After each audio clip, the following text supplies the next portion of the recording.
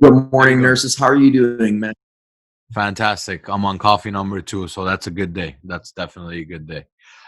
Excellent. We wanted to discuss a neighborhood today, a community that's actually very near and dear to my heart because when I landed in Canada back in 2005, I landed in Pleasant View. Pleasant View is basically Victoria Park in Van Horn, I would say, west of Victoria Mhm. Park, north of Sheppard.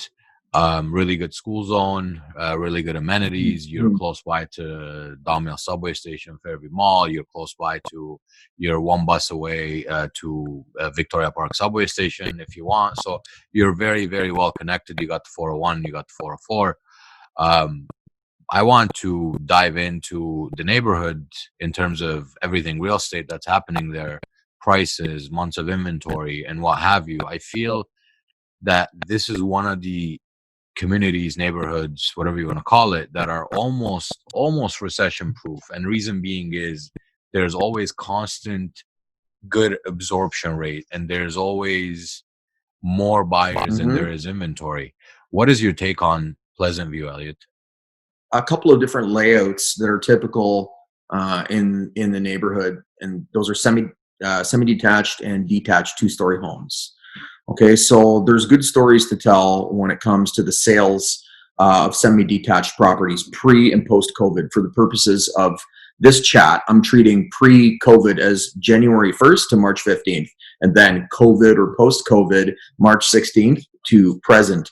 So the pricing for semi-detached homes has actually gone up during this time. So this is not uh, exactly normal. You'd expect prices to come down, but in this community, for this segment, semi-detached homes, average prices have gone up 1.7%. What is So the from average nine, price right now? it's 937,400 for a semi-detached. For a three bed, it's 876,600, and for a four bed, it's 998,200. Now, we had a listing in this neighborhood a little while ago, and we got a record price for a semi-detached property. You want to tell us a little bit about that sale?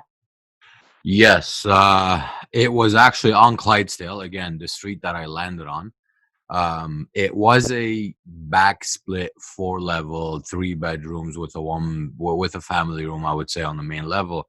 Um, we had to do quite a bit of work to the property before we brought it to market, and by quite a bit, I mean our contractor was there for at least a full week every single day. We did bring it to market. We were able to, do our magic. We positioned it correctly. We listed it for the right price based on the absorption rate and the inventory in the area. We decided to go the multiple offer route where we set a date where we'd be looking at offers, where everybody brings their offers. From what I remember correctly, I believe we received about seven offers that day, and back then not Nice. much had sold for over 900, and we ended up selling it for 925. Um, Couple weeks after that, another one sold on the same street, which was a two-story, not a back split, and it was a corner lot. That one sold for about $100,000 less than our sale. And in terms of condition that it was in a much better condition. Again, positioning is very important, marketing is very important. Um, since then, a lot of listings have come to market. A lot of similar semis did sell. By similar, I mean back split, like split level semis where it's not a two-story. A lot of them sold in the 800s. Just recently, another two-story sold on Clydesdale, but it did have an addition on the family room level. It was a two-story, very well appointed. They sold it for 935, but it had about, I would say, 200 square feet of a family room addition in the back of the property. So, in terms of did our client get the best bang for their buck? 100%. Because again, we had sold them that property years and years ago. They did very well, and we then serviced the client by finding them their dream condo, which even in that they did very well. But the moral of the story is same street, same month, our Mm-hmm. property Mm-hmm. sold for 925, which was less superior in finishes and size and everything else that I had to offer than the one right across from it on a corner sold for $100,000 less. So Moral of the story is do your homework, do your due They, diligence, they, and correct. Basically, when they say you need to check every box, me and you call that urchining, right? It's Mhm, important to mhm. urchin over the details. It's important to make sure every single detail has been checked off because it's a domino effect. How you do one thing is how you do everything, right? So it's if you don't pull all the stops, you're not going to maximize what your client's going to get. If you get a stager, but then you get a bad photographer, doesn't make sense. Or the other way around.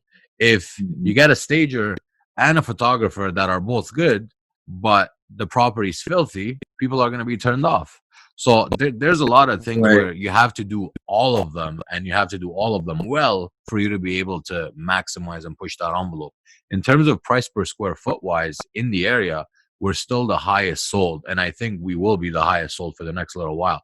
Although I love Pleasant View and I feel like prices will continue going up just because of the lack of inventory. And also I find one thing very important in Pleasant View is a lot of people are drawn to it because of the school district it falls under. So a lot of people want to put their kids in a certain school and they need to be in Pleasant View in order for them to qualify. And they're okay paying $1 million for a semi if it gives them absolutely everything that they need. Mhm, mhm. Yeah, that's good. I remember the open houses that we had for the property on Clydesdale. They were fire. I mean, they were unbelievable, man. The volumes of people that were coming in there, and I can say that's based on the quality of the listing, We actually right? marketed the open house heavily to attract people that either didn't even live there or lived there, didn't know what MLS is or realtor.ca is. So we literally Yeah, marketed the open house and got like direct registrations and direct people attending from our marketing. yeah. Believe it or not, we Oh, had our own offers too, but we work for the seller. We don't work for the buyer. Well, we worked for the seller in this case, and so we sold it to the highest and most qualified bidder. yeah. Yeah, that was great. That was a great sale. So, just to give a quick snapshot, if I can reiterate really quickly, the concentrated version of the market stats. So, the segments that I'm looking at are semi-detached and two-story detached because those layouts are prevalent in the area. From pre-COVID to post-COVID, so from Jan 1 to March 15th, being pre-COVID, and March 16th to present, the average selling price of a semi-detached property in Pleasant View has gone up 1.7%. So that tells me that there is actually a ton of demand for this segment of the market. This $900,000, $1 million price point is very, very strong in this part of Toronto. In terms of months of inventory, there is 5 properties available right now, and 3 sales have occurred within the past 30 days. So it's 1.7 months of inventory, meaning that if the new listings stopped today, it would take 1.7 months for all the existing properties to sell through. That's a very tight market conditions. That's favorable to the seller. So going into a listing in Pleasant View right now, I can tell you that we would take a very aggressive strategy. That would be my approach. It's not a downward market. There's no downward pull on prices there right now. So we would market and we would price any listing that we had there very aggressively and look to get the same result that we did with the Clydesdale property. So the key here is we would definitely push the envelope in Pleasant View. We would push the envelope on price, correct? Particularly for semi-detached segment, which is very popular and there's a high demand for. Now, there's a lot of rental activity in Pleasant View as well. There's a fair amount. So, interestingly enough, average rents have gone up through COVID-19 from before to after. Average lease price of a property has gone up 8.3%. So it's currently $2,767 to lease a property, and previous to COVID, it was $2,555. So from 2,555 to 2,767, average rents up 8.3%. Average lease volume down 71%. 5 leases total post-COVID and 17 total leases pre-COVID. So the thing about this community, just in a nutshell, again, is that there's very strong demand for the semi-detached properties, and there's a ton of them in this area. And so if we, based on what I'm seeing in terms of months of inventory and trends and selling prices and demand, absolutely we would price any semi-detached property aggressively, quite aggressively. Agreed. So, Elliot, to summarize and conclude the discussion about Pleasant View, you're a seller, you've owned your property in Pleasant View for quite some time, and you're either thinking of, you know, maybe downsizing into a one-level condo because you can't do the stairs anymore, or upsizing into a detached, two-story detached double-car garage home. What would be your next step? Well, the next step would be to have a conversation with us, either in person or on a Zoom call or a telephone call, and we can talk about your situation, flush it all out, and figure out what you're trying to accomplish. Normally in the market right now, the market's calling for upsizing because typically prices are down across the board. So if you're taking a haircut on the less expensive property, that's going to be better because you'll make that up plus some in the larger property that you're buying, right?